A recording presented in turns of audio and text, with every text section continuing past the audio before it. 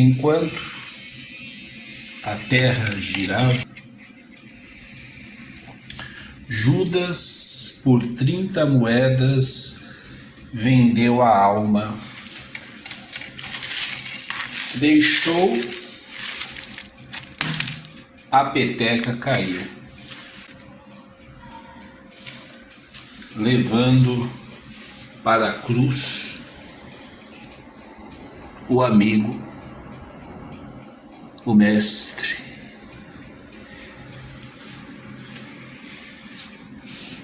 E deu nisso.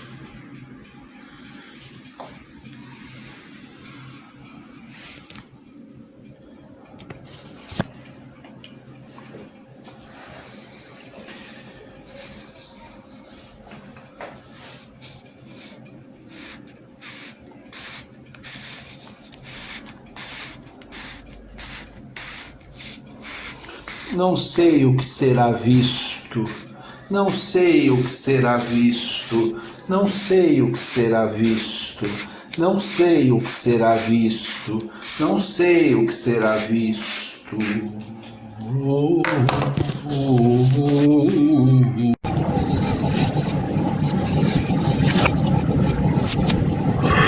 Aí eu achei legal aí. Os sonhos lindos, né?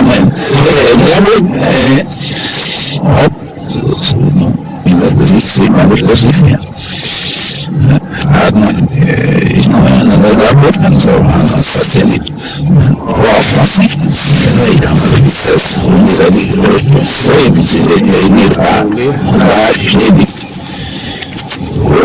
Carlos Magno, a Igreja Católica e a filha de Jesus Cristo.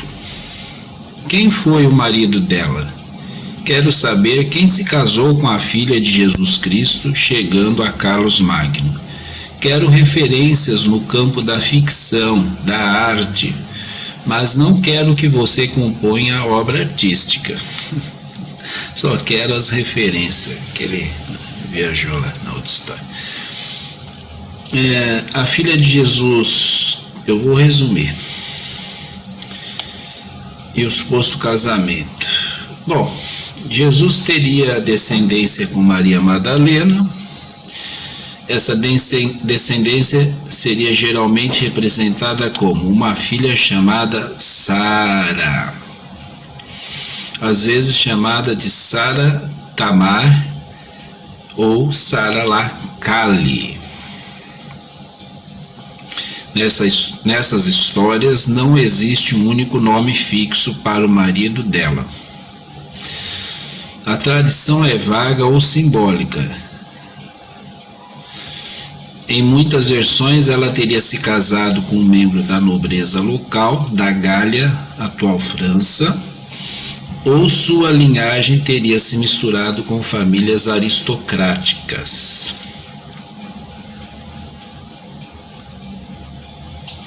Ou seja, o marido não é claramente identificado, a linhagem é o foco, não o indivíduo. Conexão, quer dizer, o pai não importa, o caráter, né? Conexão com Carlos Magno. A ponte até Carlos Magno aparece herança, né? Principalmente em teorias como a linhagem de Jesus, dinastia merovingia, e depois reis europeus, incluindo Carlos Magno. Reis europeus, incluindo Carlos Magno, isso é importante. Isso aparece em obras que misturam história com especulação. Bom, então Jesus e Madalena, filha Sara, não se sabe quem é o marido, estranhamente, dando uma linhagem aí que você teria se associado a nobres, a aristocracia, quem sabe, e seria a linhagem de Jesus, e a linhagem de Jesus seria essa própria dinastia merovingia, né? Com Carlos Magno, que tem todo um papel de estruturação assim do que é mandar, do poder, vamos dizer assim, né? Principais referências: ficção e pseudo-história. O Carlos Magno é fundamental na história da Europa. um santo graal e a linhagem sagrada. Autores: Michael Baigent, Richard Lake, Henry Lincoln. Propõe que Jesus e Maria Madalena tiveram filhos. Liga essa linhagem aos reis merovingios. Indiretamente conecta a realeza europeia.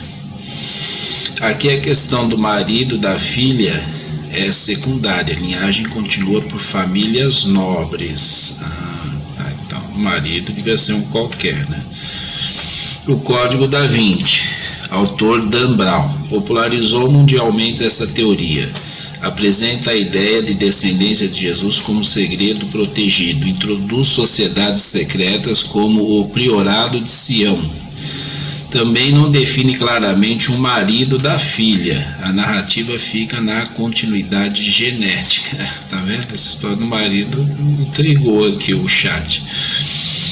Lendas da Provença. Saint-Mère de la Mer. Desculpem a pronúncia em qualquer caso aqui, até no português. Tradição local diz que Maria Madalena chegou a Gália como uma criança, às vezes identificada como Sara. Aqui surgem as versões onde, como uma criança, a filha cresce e se integra à população local. Pode ter se casado com líderes regionais, sem nomes históricos confiáveis. Mas não dá nome nenhum. Arte e simbolismo medieval. Em algumas interpretações esotéricas de arte, o Santo Graal não seria um objeto, mas uma linhagem. Obras como A Última Ceia são reinterpretadas nesse sentido. É aquele papo ali, né? Toda a gente conhece o que é o Santo Graal. Tradições esotéricas ocultas. Algumas correntes associam figuras como Metatron. Então, eu vou ver quem é esse Metatron e pesquisar, porque que apareceu o Metatron aqui na história. O que é importante entender, filhos de Jesus. Agora, pera lá. A conexão com ciganos, Roma. A ligação aparece principalmente na tradição do sul da França, especialmente em Saint-Mère de la Mer. Lá existe uma figura central, Santa Sara, na França. Quem é Sara? Sara Lacalle. Nas tradições locais, ela seria serva de Maria Madalena, ou filha de Maria Madalena, em versões mais esotéricas. Aqui que surge a ligação com a ideia de descendência de Jesus. A ligação com ciganos. Sara Lacalle é considerada padroeira dos ciganos, símbolo de proteção espiritual. Todos os anos acontece uma grande peregrinação de Santa Sara. Nessa celebração, a estátua de Sara é levada ao mar. Comunidades ciganas de vários países participam. Onde entra a filha de Jesus? Algumas interpretações mais modernas esotéricas dizem Sara é igual filha de Jesus e Maria Madalena. Ela teria ido para a Gália. Sua linhagem teria se misturado com povos locais, às vezes associadas aos ciganos. Olha, o marido de Sara foi um cigano. Mas isso é importante, essa versão não faz parte da tradição cigana original. Então, isso aí eu estou especulando também, vocês estão entendendo aqui as partes que eu especulo. Que eu brinco, eu especulo com a especulação. É uma releitura posterior, influenciada por livros e teorias modernas. O que é histórico versus simbólico? Mais próximo da tradição real, Sara como figura sagrada ligada aos ciganos. Culto em Saint-Mère de la Mer. Não comprovado historicamente. Sara como filha de Jesus, ligação direta entre Jesus e o povo cigano, qualquer linhagem que leve até Carlos Magno via ciganos. Resumindo, existe sim uma ponte simbólica entre Sara, figura venerada pelos ciganos, Maria Madalena e teorias sobre descendência de Jesus. Mas essa conexão é mistura de folclore mais esoterismo moderno. Não é reconhecida como fato histórico. E Carlos Magno, Não sei, assim, teria que pesquisar onde ele entra exatamente, porque ele vem aí dessa tradição merovingia, Sara dando origem a essa dinastia merovingia, ligada a reis, né, nobreza, aristocracia. E o Carlos Magno, ele tem anos 700 e pouco, tal, por aí, por volta de 770, 780, se eu não me engano, é isso, tá? Tenho quase certeza que a época é essa aí. Carlos Magno ligado à Igreja Católica, cristianismo, então, né? De uma certa forma, claro, né? Não dá para negar. Organização do poder, né, das burocracias administrativas, de como organizar um território, a linha de mando, a autoridade. Eu vi isso aí ontem num documentário aqui no YouTube também. Carlos Magno está ligado a tudo isso, ele é importantíssimo, algo que só vai terminar lá na Revolução Francesa, com Napoleão. Então é um negócio, toda a Idade Média está ligada à organização político-econômica da Idade Média, né? Administrativa, está ligada a isso, está ligada a Carlos Magno, pelo que eu entendi.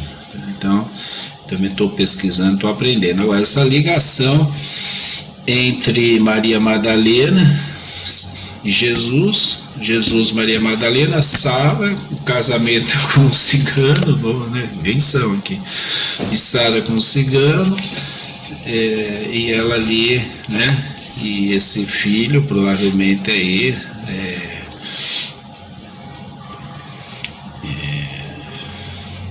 vai precisar ver se esse cigano também. Bom, aí vem a história, e vocês vão refletindo, aí eu também vou estar pensando. Chegamos aí. Aqui, ó. Aí, pessoal. Olha que bacana. Tá vendo? Aí, ó. Aí, essa é humana também, né? Olha lá as moscas. Aí, as moscas hoje estão com sono. Aí, ó. Elas estão. Aí, isso é diadema. Estão ligadas aí. As Bahia. Aqui mesmo. Aqui, ó, tá vendo?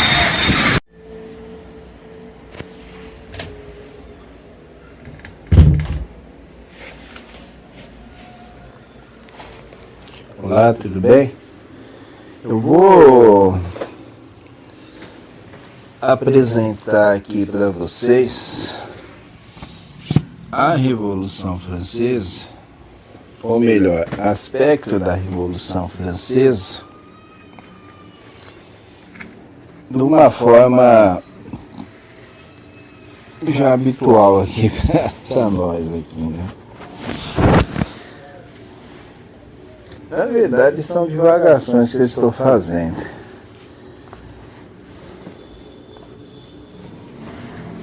Utilizando este livro aqui, Cidadão Rivail, Raízes e Vida de Allan Kardec, Pedro de Campos, Casa Editora Clarim. Tá aqui biografia. Deixa eu ver a ficha aqui.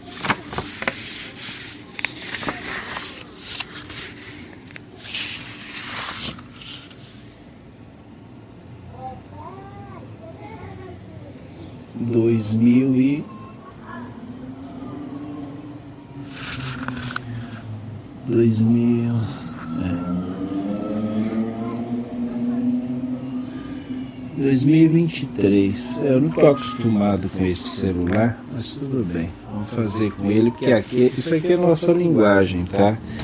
Aqui na cama, né? Estúdio vivo.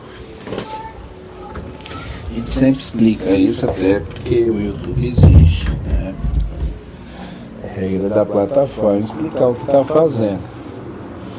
Então eu apresento aqui alguns vídeos meus na cama, que é onde eu mais gosto de estar, assistindo TV, lendo, escrevendo, né? Trocando ideia. Eu uso muito a cama. E eu gosto de espiritismo, né? Assim como gosto de da cultura em geral, né? E eu vou apresentar aqui na página, para começar na página, vamos ver se agora eu acerto. Página 60, assim vai ficar difícil, então vou ler de outra forma. Vamos lá. Na época da Revolução Francesa, o regime do terror determinou com vigor de lei o banimento das ordens religiosas, inclusive as que atuavam em hospitais. O fato foi levado à Assembleia Nacional, na qual o dilema foi colocado: como suprimir as congregações religiosas hospitalares, sem com isso impedir o funcionamento dos estabelecimentos? Bom, estava nesse clima, né, uma bagunça total.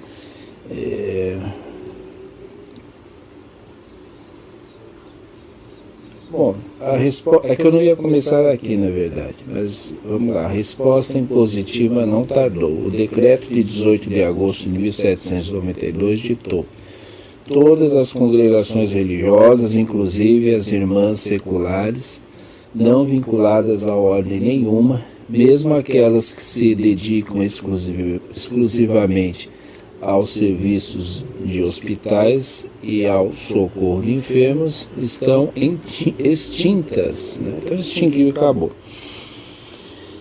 Aí vamos lá. Marie-Louise Sylvie du Hamel. Eu sempre peço desculpas pela pronúncia, que, né, eu arrisco aqui, mas eu não sei pronunciar palavras em francês, nomes em francês, em inglês ou qualquer outro idioma. Quiçá em português, né? Português mais ou menos. Eu não sei se o vídeo está ficando direito aqui. A hora que eu viro, ele muda. Bom. Marie-Louise Sylvie du Hamel, filha maior do falecido Benoît Marie du Hamel e de Charlotte Marie Bouchard, casou-se com Jean-Louis Grenier, cidadão proprietário em Bourg, mas domiciliado em Cormos, departamento de Ain. A noiva estava acompanhada de Claude Joseph du Hamel, 1747-1807, estamos, né, século XVIII, XIX. Irmão de seu falecido pai. Olha, quem era o pai dela? Né? Do que falaremos mais adiante. Avô, por parte materna, de Allan Kardec. Né? Então, irmão de seu falecido pai, que consentiu o matrimônio e assinou a escrituração no livro. Vamos lá. Sylvie du Hamel, como ela mesma rubricou o seu nome no livro, era irmã de Jeanne Louise du Hamel. E quem era Jeanne Louise du Hamel? Futura mãe de Hippolyte. E quem é o Hippolyte? Allan Kardec. Né? Então, Jeanne Louise du Hamel era o nome da mãe de Hippolyte Léon Delisard Vail, né? Certo? Allan Kardec. Deve ser ela. Bom, aí, né? Aqui, ó. Vamos lá, página 61, né? 61, 61. Antecedendo a Revolução Francesa, em algumas décadas, a família Bouchard du Hamel despontara na comuna de Marbos.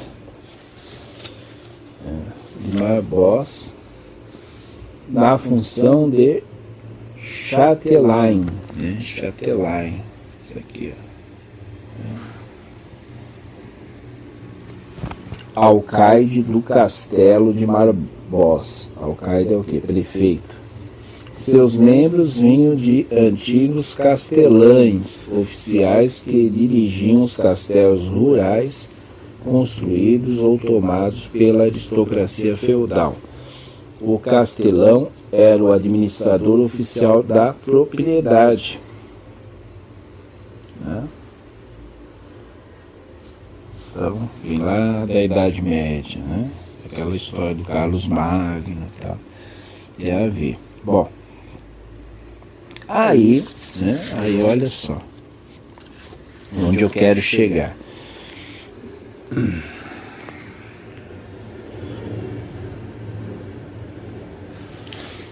A ideia de enviar os elementos para a comissão de Lyon torna Albite mais cauteloso e, diante da sua relutância, Albite é o nome do cara aqui, em pura e simplesmente guilhotinar os presos, sem antes ter o parecer favorável de Antoine,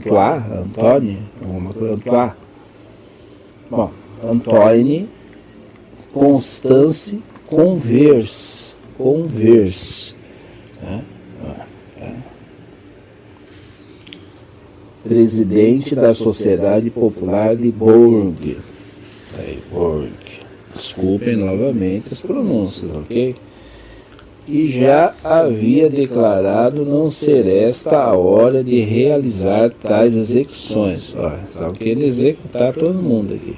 Os sans-culottes de Bourg se apressam para aumentar a algazarra das acusações contra os detidos.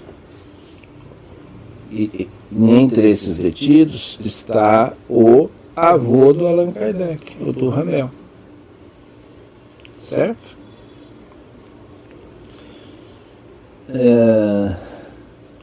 Os cidadãos Désiles, Albânia, Juvanon, Duclos e Laimante. Tá aí.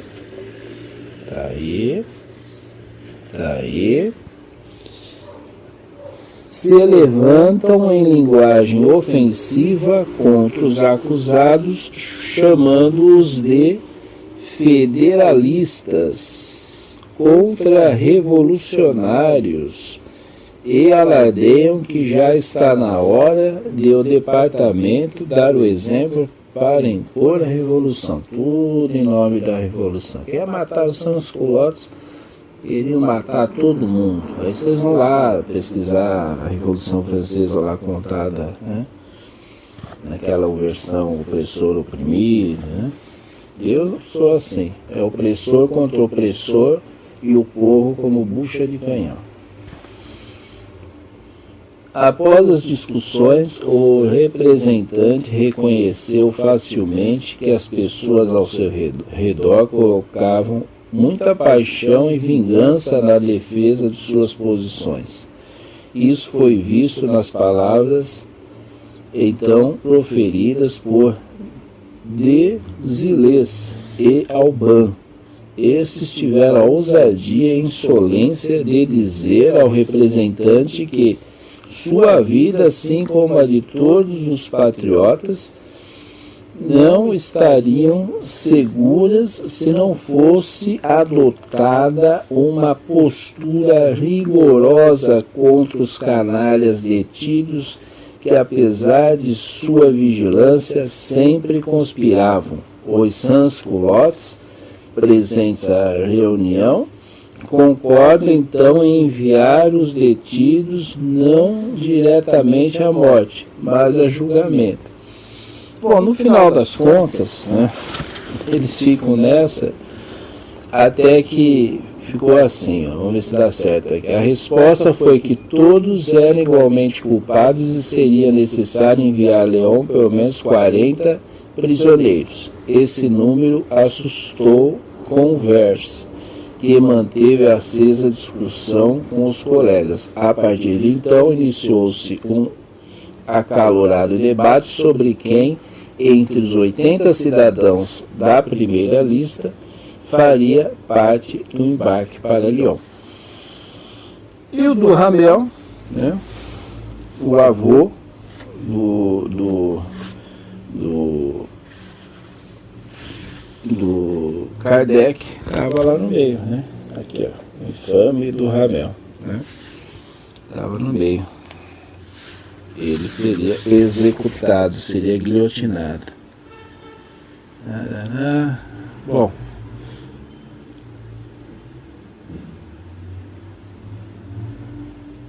Aqui, ó.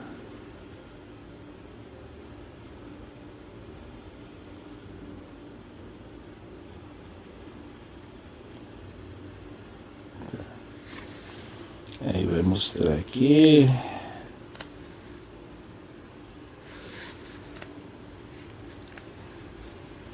É isso. Então, Duhamel, o girondino. Girondino. Duhamel era girondino. É isso aí. Então, a Revolução Francesa que queria, né, guilhotinar todo mundo, derramar sangue. E deu no que deu. Estamos aí, um mundo maravilhoso, não é mesmo?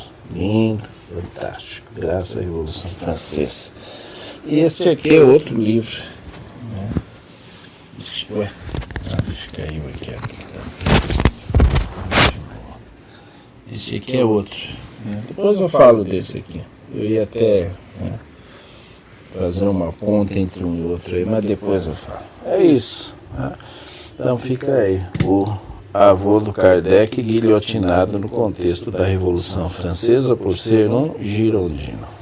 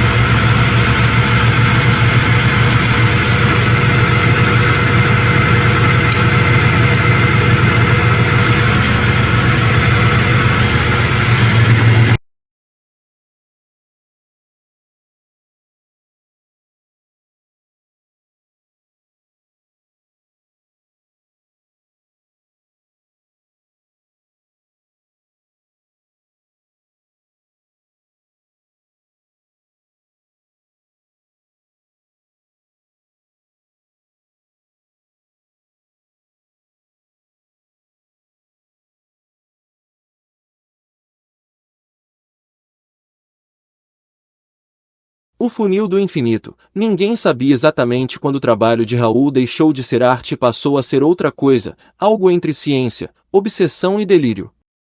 Ele próprio evitava nomear artista multimídia. Raul já havia experimentado tudo: instalações, vídeo-arte, performances, algoritmos generativos. Ainda assim, sentia que faltava algo essencial, não técnica, não conceito, mas potência. Energia real. Tudo é energia reorganizada, ele dizia. Então por que a arte não pode reorganizar tudo? Foi assim que nasceu o projeto. No galpão abandonado onde trabalhava, construiu o que chamou de funil de conversão total, uma estrutura colossal de aço e vidro, conectada a um sistema computacional que ele mesmo projetou.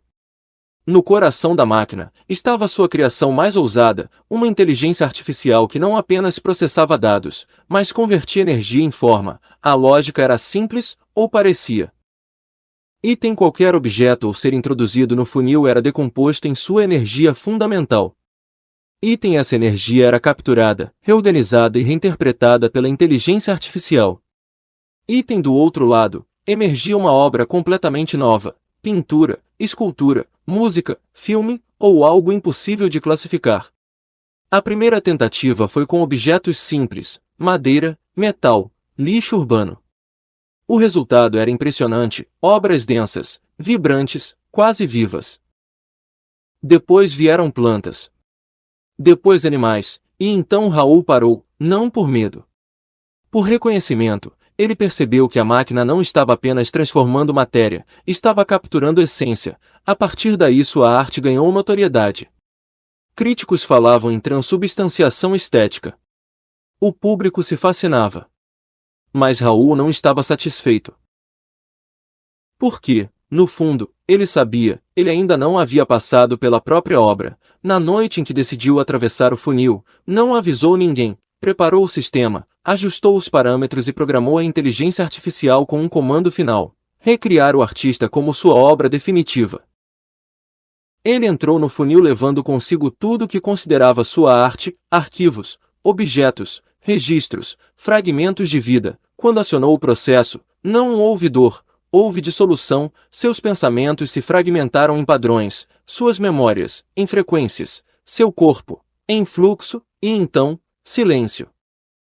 Do outro lado do sistema, algo começou a emergir. Não era exatamente humano, nem exatamente obra, era uma presença, uma entidade capaz de produzir arte incessantemente, obras que emocionavam multidões, redefiniam movimentos, conquistavam crítica e público. Um artista absoluto, finalmente reconhecido, o mundo o celebrou, chamaram aquilo de gênio, chamaram de revolução, chamaram de Raul. Mas ninguém sabia responder uma pergunta simples: aquilo ainda era ele, ou apenas o resultado perfeito de uma máquina que reorganizou sua energia?